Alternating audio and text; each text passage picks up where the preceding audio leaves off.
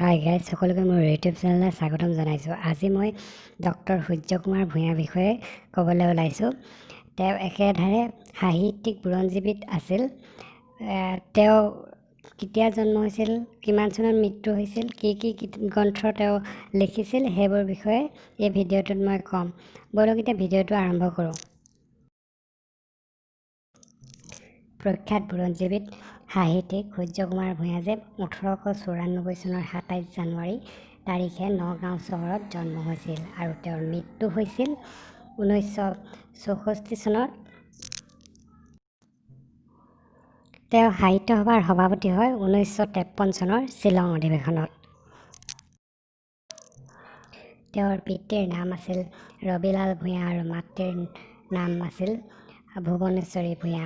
তেওঁ বাল্য শিক্ষা নগাঁও চহৰতে আৰম্ভ কৰিছিল যদিও তেওঁ 1904 চনত শ্বিলঙলৈ যায় আৰু 1909 চনত শ্বিলঙৰ পৰাই প্ৰৱেশিকা পৰীক্ষাত উত্তীৰ্ণ হয়।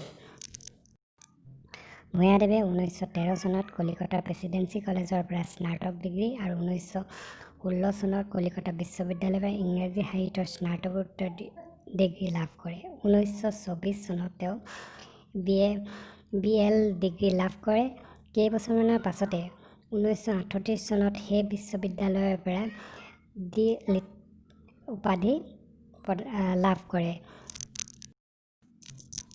যোৰহাট মিছন স্কুলত শিক্ষকতাৰে কৰ্মজীৱন আৰম্ভ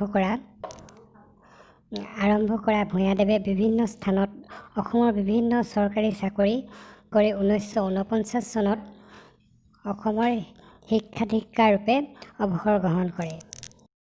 ভূঞাদেৱে ছাত্ৰ অৱস্থাৰ বাবে বিভিন্ন কিতাপ পত্ৰ লিখিছিল, প্ৰবন্ধ আদি। আহক কি লিখিছিল সেয়া চাওঁ। তেওঁ ৰচনা কৰা জীৱনীসমূহ আছিল আনন্দৰাম বৰুৱা,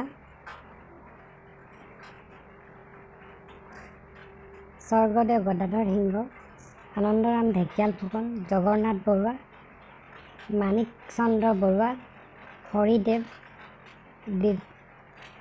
দ্বিজেন্দ্ৰলাল ৰয়, গুৰুদাস বন্দ্যোপাধ্যায়, হেমচন্দ্ৰ গোস্বামী,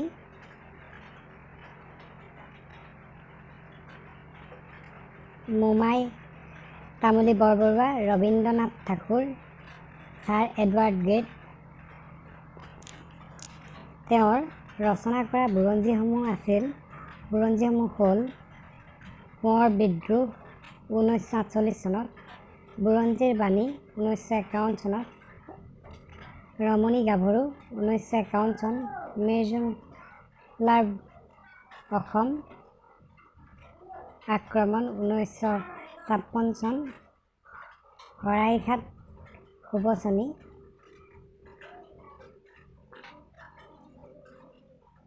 ৰাজেশ্বৰ সিংহ, কছাৰী বুৰঞ্জী, জয়ন্তীয়া বুৰঞ্জী, সাতগৰি অসম বুৰঞ্জী, ত্ৰিপুৰা বুৰঞ্জী, অসম পদ্য বুৰঞ্জী, দেওধাই অসম বুৰঞ্জী, তুংখুঙীয়া অসম বুৰঞ্জী, কামৰূপ বুৰঞ্জী আৰু অসম বুৰঞ্জী। এইকেইখন আছিলে তেওঁৰ বুৰঞ্জী পুথি। তেওঁৰ উল্লেখযোগ্য প্ৰবন্ধসমূহ হ'ল তুংখুঙীয়া ফৈদৰ কণাংক, পুৰণি অসম বুৰঞ্জী, আহোম ৰজাৰ মৈদাম, অসমীয়া চনেট কবিতা, সাহিত্যৰ মূল কথা, অনিৰুদ্ধৰ প্ৰীতি উষা, সপ্তম এডৱাৰ্ড স্বৰ্গৰোহণ। তেওঁ সমালোচনাৰ ক্ষেত্ৰত তেখেতৰ উল্লেখযোগ্য বৰঙণি আছিল ত্ৰিপদী। তেওঁ বাংলা ভাষাৰ ৰচিত গ্ৰন্থসমূহ হ'ল বঞ্চিত, অন্তিম জাননী, বঙলা চনেট। বাংলা